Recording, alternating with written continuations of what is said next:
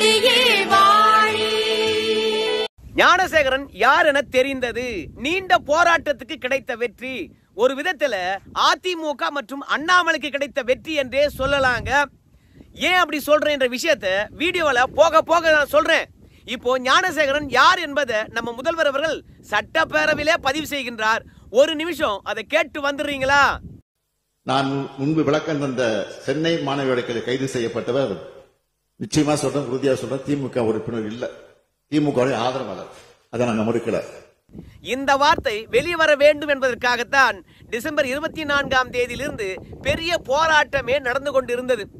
பத்திரிகையாளர்கள் போய் கேட்பாங்க, ஞானசேகரன் யார் என்று. திமுக காரன் இல்ல அப்படின்னு அமைச்சர் பெருமக்கள் மறுத்து விடுவார்கள். டிவியினுடைய விவாதத்துல ஞானசேகரன் யார் என்று எதிர்க்கட்சிகள் கேள்வி எழுப்புவாங்க. திமுக இல்லை என்று சொல்வாங்க.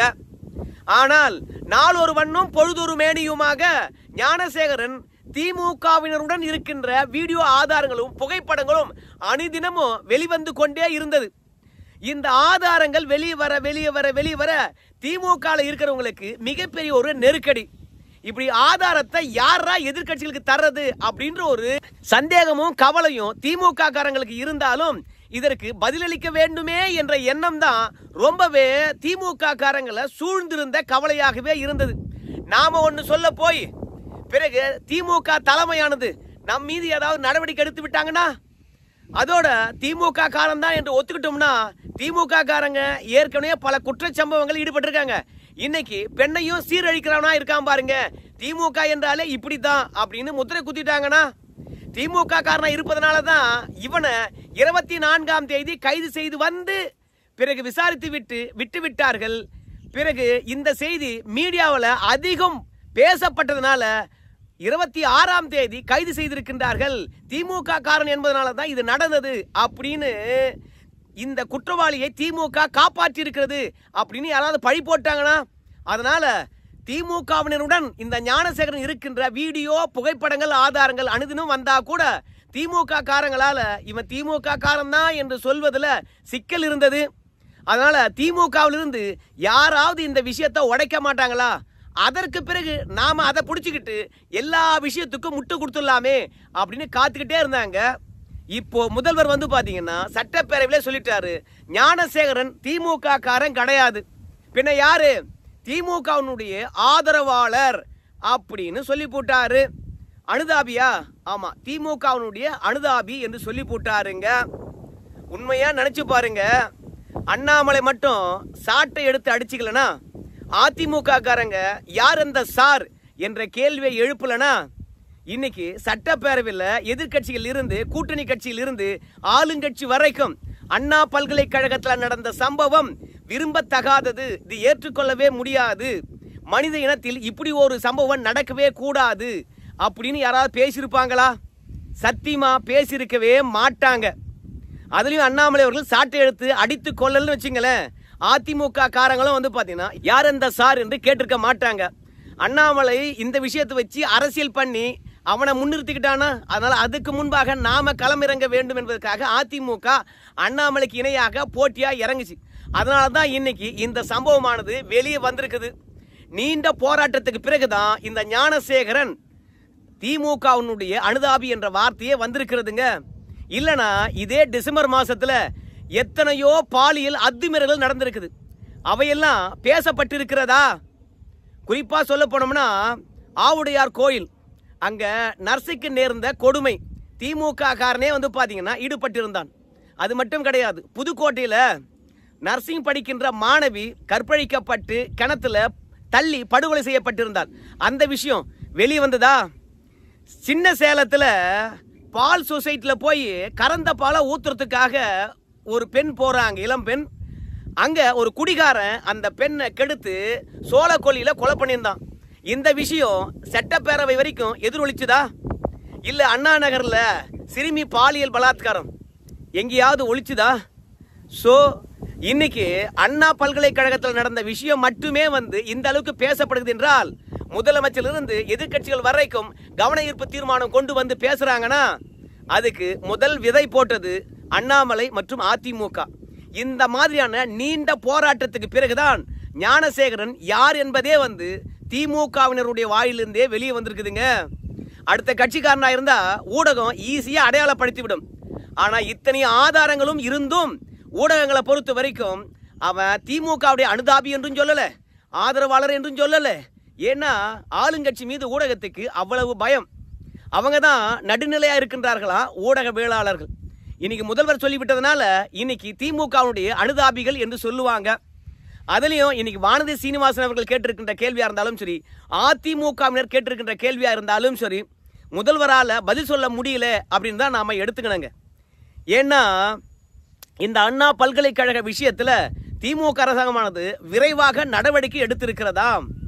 இப்படி விரைவாக நடவடிக்கை எடுத்திருக்கக்கூடிய விஷயத்தை வச்சு எதற்காக அரசியல் பண்ணிட்டு இருக்கிறீங்க அப்படின்னு முதல்வர் கேட்கின்றார்.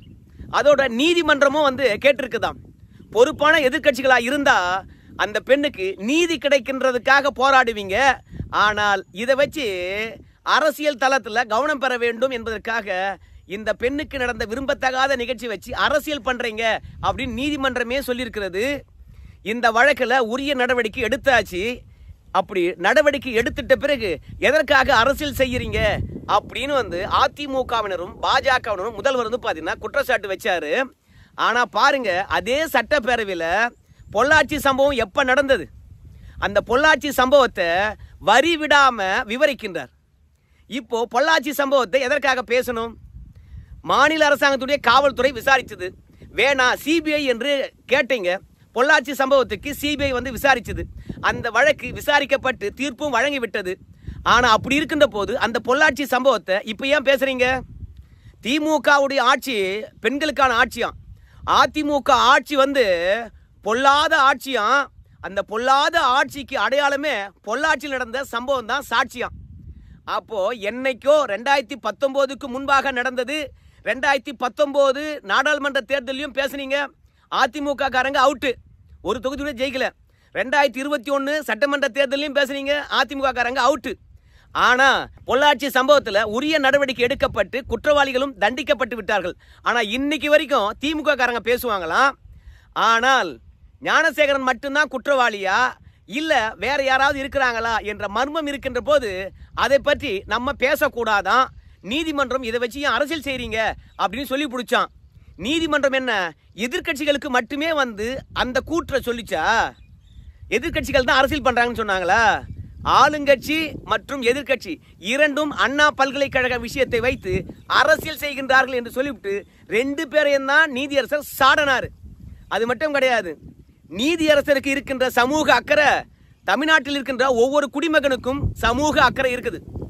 அந்த சமூக அக்கறை இருந்ததுனால தான் அண்ணா பல்கலைக்கழக விஷயத்தை வைத்து போராடினாங்க.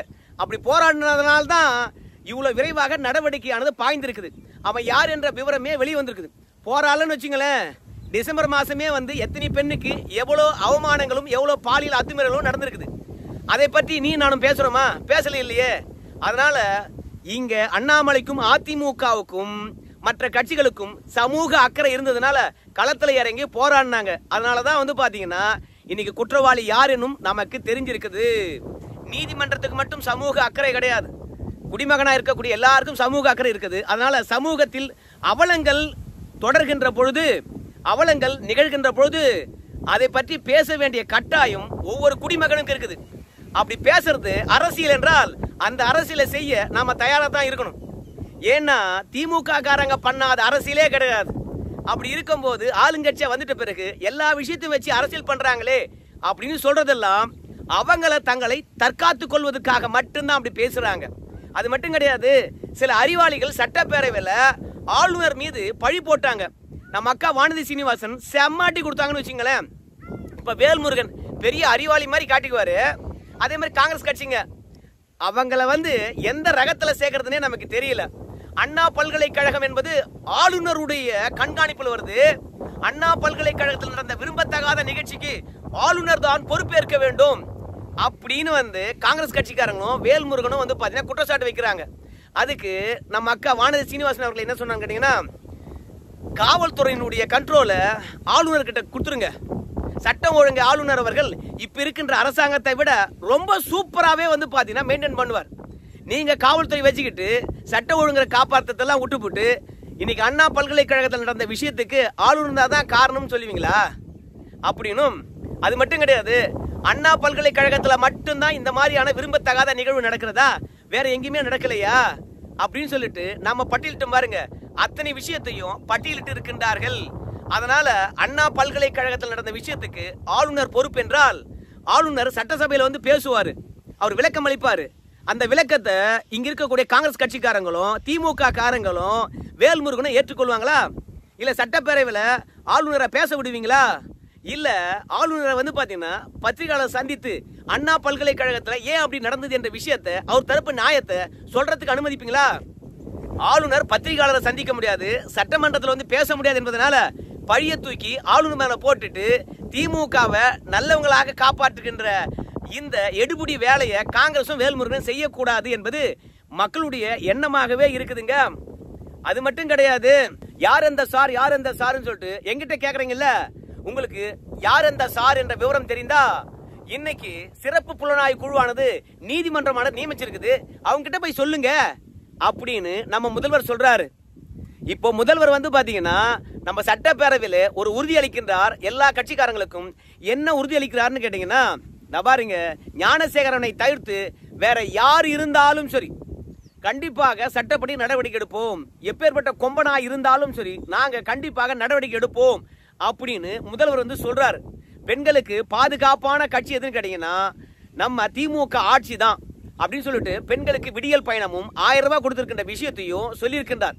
அதே மாதிரி சத்யா என்ற பெண்ணை வந்து ட்ரெயின்ல இருந்து தள்ளி படுகொலை செய்தான் இல்லையா, அவனுக்கு எவ்வளவு விரைவாக குற்றப்பத்திரிகை தாக்கல் பண்ணி அவனுக்கு மரண தண்டனை, உச்சபட்ச தண்டனை வாங்கி கொடுத்துருக்க பாத்தியா. அதனால பெண்களுக்கு பாதுகாப்பான ஆட்சி இந்த ஆட்சி தான் அப்படின்னு சொல்றாரு. ஆனால் இங்க இருக்கக்கூடிய கேள்வி என்னன்னு கேட்டீங்கன்னா, நம்முடைய காவல்துறை ஆணையர் வந்து குற்றவாளி ஞானசேகரன் மட்டும்தான் அப்படின்ற விஷயத்த சொல்றாரு. இப்போ நீதிமன்றமானது காவல்துறை ஆணையர் சொன்னது தப்பு, விசாரணையானது ஆரம்ப கட்டத்தில் இருக்கிறது, அப்படி ஆரம்ப கட்டத்தில் இருக்கின்ற போது குற்றவாளி ஒருத்ததான் என்று எப்படி முடிவுக்கு வந்தாங்க, அதனால காவல்துறை ஆணையர் மீது நடவடிக்கை எடுக்கணும் அப்படின்னு கேட்டாங்க நீதிமன்றம். அதற்கு தமிழக அரசாங்கமானது என்ன பதில் அளிச்சது? இல்ல முதல்வர் வந்து பாத்தீங்கன்னா சட்டப்பேரவையில் என்ன பதில் அளிச்சாரு? காவல்துறை ஆணையர் மீது என்ன நடவடிக்கை எடுத்திருக்காங்க? அதெல்லாம் கூட இருக்கட்டுங்க, முதல்வருக்கே வந்து பாத்தீங்கன்னா இன்னொரு ஆள் இருப்பாங்க, கண்டிப்பா நடவடிக்கை எடுப்போம் அப்படின்னு சொல்றாரு இவரு. ஆனா காவல்துறை ஆணையர் வந்து பாத்தீங்கன்னா யாருமே இல்ல, ஒருத்தர் தான் சொல்றாரு. அப்படி காவல்துறை ஆணையர் வந்து எதற்காக பேட்டி அளிச்சார், யாரை காப்பாற்ற பேட்டி அளிச்சார் அப்படின்ற கேள்வி எழுகிறது. அது மட்டும் கிடையாது, எஃப்ஐஆர் வெளியானது வந்து பாத்தீங்கன்னா நம்முடைய தேசிய தகவல் ஆணையம் இருக்குல்ல, அது செஞ்ச தவறாம், ஆமா தப்பு நடந்து போச்சு அப்படின்னு சொல்லிவிட்டு நம்ம தமிழக அரசாங்கத்துக்கு கடிதம் எழுதியிருக்கின்றார்களாம். என்ன ஒரு கப்சா! இந்நேரம் அந்த கடிதத்தை பொதுமக்கள் மத்தியில பரப்ப விட்டு பாத்தீங்களா, தேசிய தகவல் ஆணையம் வந்து பாத்தீங்கன்னா எஃப்ஐஆர் கசி விட்டு இருக்குது, அவங்களே ஒத்துக்குனாங்க பாருங்க அப்படின்னு சொல்ல மாட்டாங்க.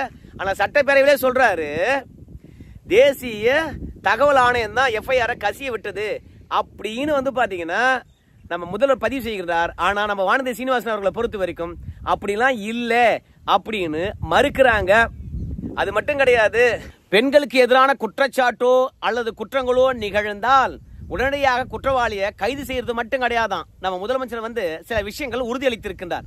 என்ன விஷயம் பார்க்கும்போது, குற்றம் இழைத்தவனுடைய ஒட்டுமொத்த விவரத்தையும் திரட்டுவோம், அப்படி ஒட்டுமொத்த விஷயத்தையும் கண்டுபிடித்து 60 நாளைக்குள்ள ஒரு பெண்ணுக்கு எதிராக குற்றம் நடந்தால் நாங்க குற்றப்பத்திரிகை தாக்கல் செய்து மிக விரைவாக வந்து பாத்தீங்கன்னா தண்டனை வாங்கி தருவோம் அப்படின்றத உறுதியளிக்கிறாருங்க. அது மட்டும் கிடையாது, கடைசியா ஒரு வார்த்தையை சொல்றாரு, ஏங்க சார் சார்னு சொல்லிட்டு யார் அந்த சார் சார்னு கேட்டுக்கிறீங்களா, உங்ககிட்ட ஒரே ஒரு கேள்விதான், யார் அந்த சார் சார் என்று சொல்லி நீங்க உயர்கல்விக்கு வருகின்ற பெண்களுடைய படிப்பை நிறுத்தி போடாதீங்கப்பா, உயர்கல்விக்கு போனாவே இப்படிதான் இருக்கும் போல இருக்குது அப்படின்னு பயந்து யாராவது வராத போயிட போறாங்க, அதனால யார் என்ற சார் என்ற விஷயத்தை இத்தாட விட்டுருங்க அப்படின்னு வந்து முதல்வர் கேட்கிறார். ஆனா பொள்ளாச்சி விஷயத்தை எத்தனை வருஷம் பேசினாங்க, 2018 இருந்து 2021 சட்டமன்ற தேர்தல் வரைக்கும் பேசினாங்க. அதுலயும் பொள்ளாச்சி சம்பவத்துல நடந்தது ஒண்ணு, நக்கீரன் வந்து எடிட் பண்ணது ஒண்ணு. அந்த பெண்கள் கெஞ்சறதா இருந்தாலும் சரி, அழுவுறதா இருந்தாலும் சரி, நக்கீரனுடைய எடிட், இப்படி எடிட் வெறிச்சின வச்சுக்கிட்டு 4 வருஷம் ஓட்டினாங்க, ஒரு ஆட்சியே காலி பண்ணாங்க. ஆனால் அப்போதெல்லாம் வந்து பாத்தீங்கன்னா உயர்கல்விக்கு வருகின்ற பெண்களுடைய படிப்பை பற்றி சிந்திக்கல. அதே மாதிரி அது மட்டும் இல்ல, பாதிப்படைந்த பெண்களுடைய மனநிலை எப்படி இருக்கும், அதையே தொடர்ச்சியாக பொது வழியில பேசுகின்ற போது பாதிப்படைந்த பெண்ணுடைய மனநிலை எப்படி இருக்கும்? அதை பற்றி எல்லாம் பொள்ளாச்சி விஷயத்துல நீங்க சிந்திக்காம இன்னைக்கு வரைக்கும் பேசிட்டு இருக்கீங்க. ஆனால் இப்போ எதிர்கட்சிகளை பொறுத்த வரைக்கும் இந்த ஞானசேகரனை தாண்டி வேற யாரோ ஒரு குற்றவாளி இருக்கிறாங்க, அது கைது செய்கின்ற வரைக்கும் இந்த விஷயத்தை பேசிக்கிட்டு தான் இருப்போம் அப்படின்னு பொதுநல நோக்குடன் சமுதாய நோக்குடன் பேசினா, ஏங்க பெண்கள் எல்லாம் உயர்கல்விக்கு வரக்கூடாது என்பதற்காக இப்படி இதை பூதாகரமா ஆக்கிக்கிட்டு இருக்கீங்களா? நடவடிக்கை எடுக்கலையா அப்படிங்கிறாங்க. ஞானசேகரன் இப்ப என்ன சிறையில இருக்கிறான், ஹாஸ்பிட்டல்ல ஏதோ ராஜ மரியாதை கொடுத்து இவன் இன்னும் அரசியல் குற்றவாளி மாதிரி மருத்துவம் பார்த்துட்டு இருக்கிறான். அதனால இன்னொருத்து குற்றவாளி, ஒன்றுக்கும் மேற்பட்ட குற்றவாளிகள் இந்த விஷயத்த இருக்கலாம். அது கைது செய்கின்ற வரைக்கும் அண்ணா பல்கலைக்கழக விஷயமானது பேசப்படும். அப்படி பேசப்பட்டதுனால தான் இந்த விஷயமானது இவ்வளவு விரைவாக நடவடிக்கை எடுக்கப்பட்டு தமிழ்நாட்டில் இருக்கக்கூடிய ஒவ்வொரு பெண்ணும் விழிப்புணர்வு அடைவதற்கான வாய்ப்பும் ஏற்பட்டு இருக்குதுங்க. நம்ம முதல்வரை பொறுத்த வரைக்கும் ஸ்மார்ட்டா சட்டமன்றத்துல அறிக்கையை தாக்கல் பண்ணிட்டோம், இனி எந்த பிரச்சனையும் இருக்காது அப்படின்னு நினைச்சா எதிர்கட்சிகள் வேற ஒரு விஷயத்தை கையில் எடுத்து மீண்டும் திமுகவுக்கு நெருக்கடி கொடுத்துக்கிட்டு தான் இருப்பாங்க. ஈரோடு தேர்தல் வேற நெருங்கி வந்துருச்சு. அந்த ஈரோடு தேர்தலில் எந்த அளவுக்கு எதிரொலிக்க போகுது இந்த விஷயம் என்பதெல்லாம் பொறுத்து தான் பார்க்கணுங்க. நன்றி நண்பர்களே.